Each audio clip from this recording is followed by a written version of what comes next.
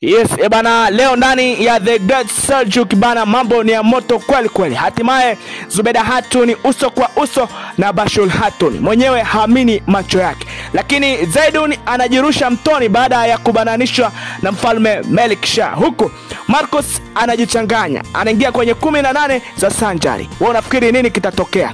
Sasa pale tulipoishia katika episode iliyopita ndipo tunapoanzia leo. Baada ya mfalme Melik Shah kumtuma Zubeda Hatun kwenda kumtembelea kambi ya kina Sanjari, hatimaye uso kwa uso anayekutana naye ni Bashul Hatun.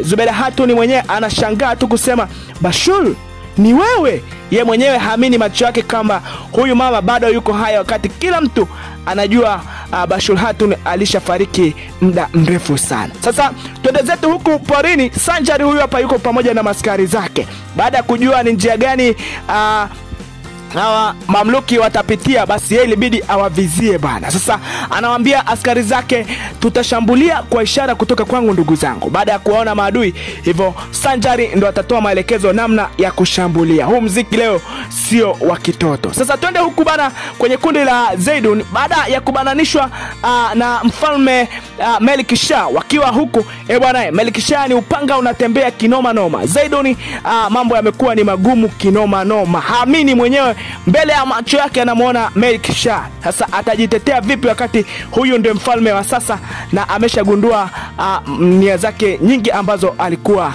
anazifanya? Lakini kabla hatujatoka huko, tayari nasikia watu wakisema washambulieni. Ghafla Melik Shah anatoa maelekezo kundi lishambuliwe, na ni vita tu. Hapa ni upanga na mishale vinatembea.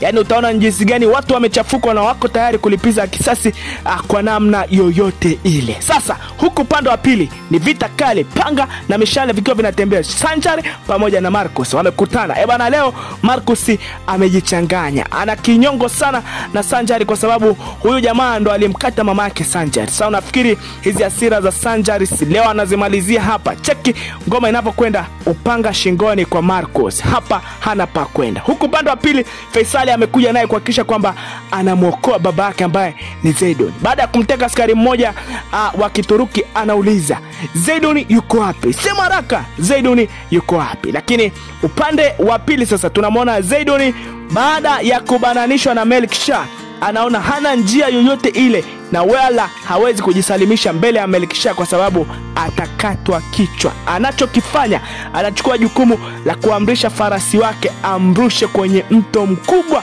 na wenye kina kirefu sana. Sasa sijui kama hapa bwana Zaidun atapona au la. Nikwambie tu usikose leo usiku saa 4 tunaungana kuangalia The Great Seljuk, na hapa takuwa anakuletea